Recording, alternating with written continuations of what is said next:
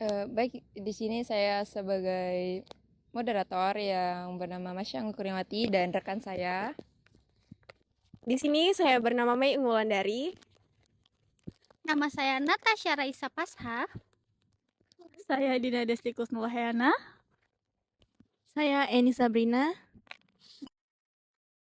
Baik, Assalamualaikum warahmatullahi wabarakatuh. Jadi di sini kami ingin melakukan mini riset yang berjudul pengaruh penggunaan ChatGPT terhadap efektivitas mahasiswa di lingkungan kampus. Bagaimana prosesnya? Ikutin.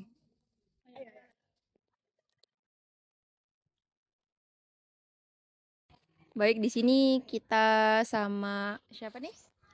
Nama saya Nabil Hakam dari Prodi Manajemen. Oke, Kak Nabil, saya mau nanya tentang mini riset saya nih, yang menurut Kak Nabil bagaimana penggunaan ChatGPT dalam memahami dan menganalisis mata kuliah ini? Menurut saya penggunaan ChatGPT ini sangat membantu, tapi tidak dianjurkan kalau misalkan dipakai terus-menerus.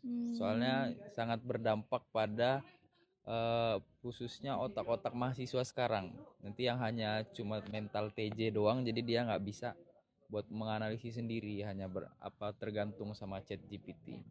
Jadi menurut saya ini baik, tapi nggak dianjurin kalau terus-menerus. Oke, Gitu. cukup. Terima kasih Kak Nabil atas sama-sama. waktunya. Ya, Maaf sama-sama. mengganggu. Terima kasih. Halo Kak. Halo. Dengan Kakak siapa nih? Kakak Sista, Dari prodi apa? perpajakan. Izin minta waktu sebentar ya Kak. Boleh?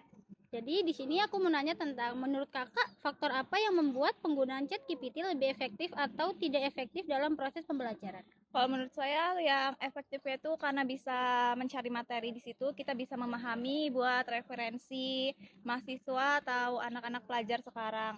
Nah, kalau yang tidak efektif itu karena dia itu bisa untuk menyalin tanpa mengetahui materinya, tanpa dipelajari lebih dalam tentang materi yang apa yang pengen dia cari, seperti itu.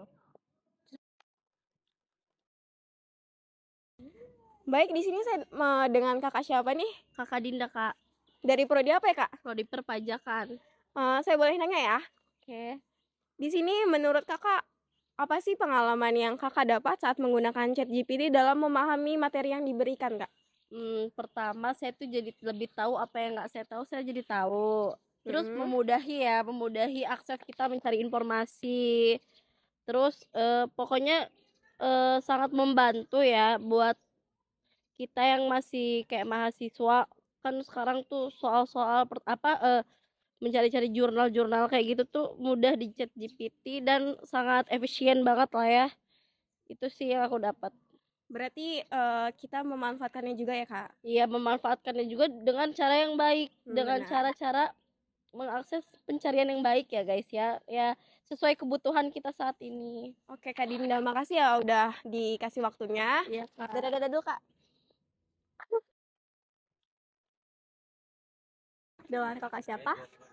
Perkenalkan, nama saya Queen dari Prodi Perpajakan. Baik Kak, minta waktunya sebentar. Di sini saya akan mewawancarai. Boleh? Sejauh mana sih Kak ChatGPT mempengaruhi efisiensi waktu Kakak dalam menyelesaikan tugas akademik? Kalau menurut saya pribadi, ChatGPT itu cukup membantu mengerjakan tugas dengan baik untuk dalam mempercepat pembuatan tugas, mempercepat mencari referensi atau yang lainnya. Tapi untuk efisiensi waktu itu bisa lebih singkat dan bisa lebih lama karena menurut saya itu ChatGPT itu walaupun dia cepat memberi jawaban, tapi kita tuh harus tetap mencari kebenaran dalam jawaban yang dikasih ChatGPT itu. Jadi masih memerlukan banyak waktu sih kalau mencari. Biar nggak plagiat ya? Iya, biar tidak terlihat plagiatnya seperti itu. Cukup Kak? Cukup. Terima kasih ya Kak. Terima kasih. Sama-sama. Oke, di sini dengan kakak siapa? Nama saya Leti Purnamaza dari Prodi Perpajakan. Saya pengen menanya Kak, menurut Kakak bagaimana penggunaan ChatGPT dalam memahami dan menganalisis materi kuliah? Menurut saya sendiri ChatGPT juga kita bisa berpikir kritis untuk pembelajaran dan juga bisa menghambatnya kalau kita menggunakan secara pasif, jangan terlalu bergantung. Oke, terima kasih. Sudah cukup Kak?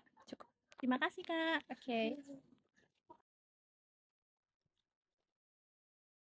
Oke guys, saya di sini dengan Kakak Yunda. Iya. Ya, oke Kakak Yunda, saya mau bertanya tentang seputar riset saya. Menurut Kakak, apakah kualitas tugas yang dihasilkan dengan bantuan ChatGPT ini lebih baik dibandingkan tanpa bantuannya? Baik, izin menjawab. Kalau saya pribadi itu 50-50 ya Kak, karena kan nggak semuanya itu kan boleh ambil referensi dari internet. Kadang juga kan harus dari buku. Jadi kita sebagai mahasiswa juga nggak boleh ketergantungan sama yang namanya AI, GPT atau Gemini atau yang lain-lainnya, karena kita juga butuh referensi dari media lain seperti dari buku, dari e-book misalkan.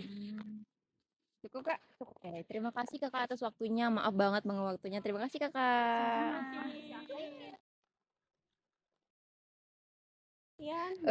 Baik, cukup sekian mini riset kami.